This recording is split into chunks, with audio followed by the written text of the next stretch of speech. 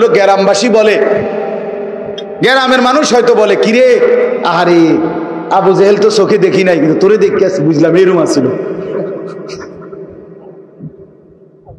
এরুমে আসিল, তুই তো কদ্দুর শুক্রবারেও মসজিদ আইস না, ডাকাত কি এরুম ডাকাত হয়নি মানুষ।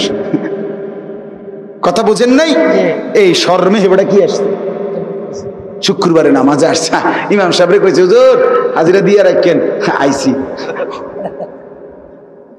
আস্তাগফিরুল্লাহ আস্তাগফিরুল্লাহ। মুসলমান এমন হয় না বাবা। আল্লাহ নবী সাল্লাল্লাহু আলাইহি ওয়াসাল্লাম যেদিন ইন্তেকাল করে সেদিন আম্মাজান আয়েশা রাদিয়াল্লাহু তাআলা আনহাকে শেষ বলে গেছেন, আয়েশা জিবরাইল সামনে, মালাকুল মউত আজরাইল সামনে, আয়েশা আমি এখনই চলে যাচ্ছি আমার বন্ধুর কাছে, যাওয়ার আগে আয়েশা তোমার কাছে আমি আমার উম্মতের জন্য শেষ কথা বলে গেলাম, আসসালাত আসসালাত আসসালাত। আমার উম্মতকে বইল আমার 23 বছরের মেহনত যেন ভুলে না যায়, নামাজ যেন ঠিক মতো দেয়। আমার উম্মতকে বইল আমি এই দিন পৌঁছাবার জন্য, নামাজ পৌঁছাবার জন্য আমি পিঠের মধ্যে তায়েফে এই পরিমাণ পাথরের আঘাত সয়েছি, আয়েশা আমার পিঠ চালনির মতো ছিদ্র ছিদ্র হয়ে গেছে, আমি পেটের মধ্যে 14 দিন পাথর ভাঙছি, আমার ঘরে 3 মাস চুলায় আগুন জ্বলে নাই, আমার দান দান শহীদ করা রক্তে আমার দেহ ভাইসা গেছে, আমি 23টা বছর আয়েশা ঠিক মতো খাই নাই, ঘুমাই নাই, আমি সারা রাতও জায়গা তাহাজ্জুদের নামাজে কানসি আয়েশা উম্মতের জন্য। আমার সেই আদরের উম্মতরে বইল আমার শেষ বেলার আবদার নামাজ। এরে বাপ, দুনিয়ার যদি কোনো পাষাণ পাথর দিল মানুষও হয়, সে তো তার বাবার মৃত্যুর পূর্বের কথাটাকে গুরুত্ব দেয়। কথা বলেন, কারো অন্তর যদি পাথরও হয়, কেউ যদি ডাকাইতের সর্দারও হয়, তারপরেও তো আমার বাপের ওসিয়ত, আমার বাপের শেষ কথা বলে গেছে, এটা পালন করে না। তাহলে আমাদের নবী সাল্লাল্লাহু আলাইহি সাল্লাম তিনি তার শেষ কথা বলে গেছেন, উম্মত নামাজটা ঠিক রাখো। আহা ছেলেরা, তোমরা আজকে এক ওয়াক্ত নামাজ পড়ো না, এমন অসংখ্য ছেলে আছো যাদের জীবনে কোনোদিন, গত 6 মাসে 1 বছরে কোনোদিন ফজরের নামাজ কাকে বলে জানো না। কখন ওয়াক্ত হয় ফজরের নামাজের?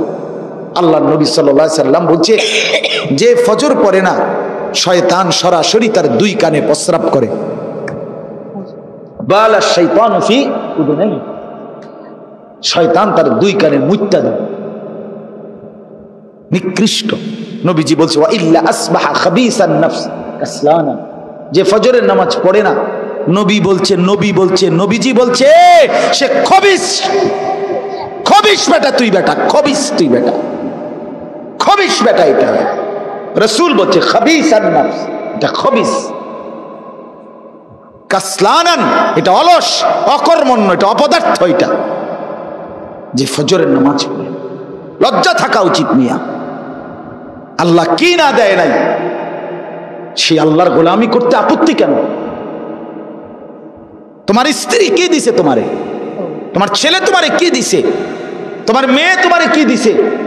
তোমার দোকানের কাস্টমারের লাগে তুমি কত কথা বলতে পারো, তোমার মালিকের জন্য তুমি সেজদা দিতে পারো না।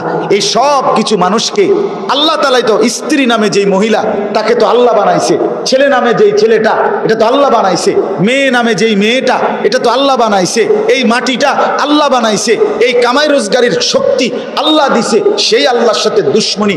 মানুষ এত গাদ্দার হয় কেন? এত নিমক হারাম মানুষ হয় কেমনে বেটা?